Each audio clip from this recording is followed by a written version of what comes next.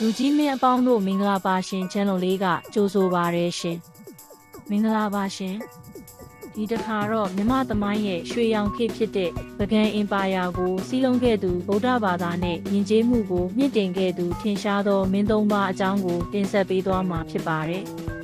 နံပါတ်1အနော်ယထာမင်း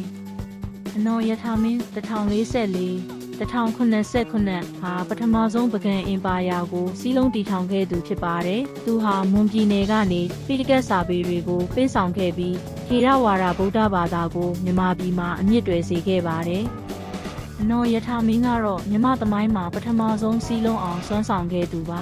။နံပါတ်2ကျန်စစ်သား1084 1110ကတော့မြမပထမဆုံးကြောက်စာမြစီတီကြောက်စာကိုရေးထိုးခဲ့သူဖြစ်ပါတယ်။ဒီကြောက်စာဟာမြမသမိုင်းဘာသာစကားနဲ့ဥပဒေစနစ်အတွက်အရေးပါတဲ့မှတ်တိုင်တစ်ခုဖြစ်ခဲ့ပါတယ်။မြစီတီကြောက်စာကတော့မြမစာရဲ့အစပါ။နံပါတ်3အလောင်းစီသူ